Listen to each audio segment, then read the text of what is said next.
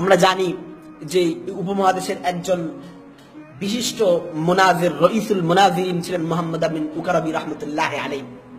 তার একজন ছাত্র ছিলেন, তিনি একবার গায়রে মুকাল্লিদদের এক মসজিদের মধ্যে নামাজ পড়তে গেলেন।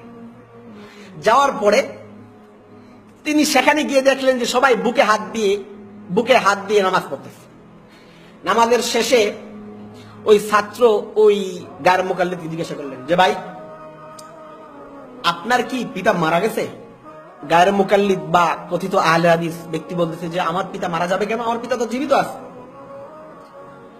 তখন ওই ছেলে জিজ্ঞাসা করলো, তাহলে কি তোমার পিতা কি বিদেশে থাকে যে তোমাকে নামাজ শিক্ষা দিতে পারে নাই? বলছে, না, আমার পিতা তো আমাদের দেশেই থাকে। তো তাহলে তোমার পিতা যদি দেশে থাকে, তাহলে তুমি মহিলাদের মতো নামাজ পড়তেছো কেন? যে আমি তো ভাবতেছিলাম যে তুমি যদি তোমার মায়ের কাছ থেকে দেখা দেখা নামাজ শিখছো, এই জন্য বুকে হাত দিয়ে নামাজ পড়তেছো। জি, হাত বাঁধার ব্যাপারে আবু দাউদে অনেকগুলো হাদিস এসছে, 4টি হাদিস এসছে হাত বাঁধার ব্যাপারে একটা ভাবে। হাদিসগুলো বর্ণনা করে ইমাম আবু দাউদ বলেছেন, প্রথম 3টি হাদিস পরপর বর্ণনা করেছেন যেগুলো তাহতা সূরা, নাভির নিচে হাত বাঁধার কথা আছে। এই হাদিসগুলো বর্ণনা করে উনি বলেছেন হাযা হাদিসুন দাঈফুন, এই হাদিসটি দুর্বল।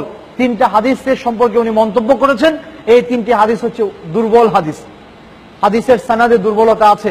এরপরে উনি আরেকটি হাদিস উল্লেখ করেছেন যেটা বুকের উপর বাঁধা। এই হাদিস বর্ণনা করে উনি কোনো মতামত উল্লেখ করেননি। তাহলে ওই হাদিসটি যদি দুর্বল হতো তাহলে উনি বলে যেতেন, তার মানে হাদিসটি সহিহ।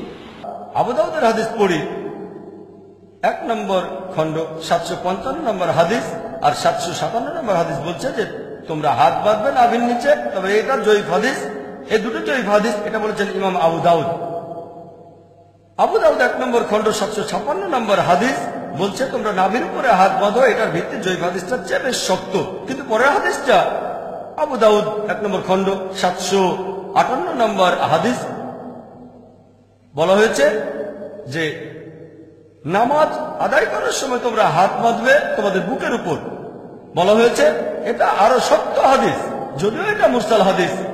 মুরসাল মানে এখানে কিছু অংশ বাদ দেওয়া হয়েছে, কিন্তু তাফসিরে বলা হয়েছে এটা অন্যান্য হাদিসের চেয়ে বেশ মজবুত হাদিস।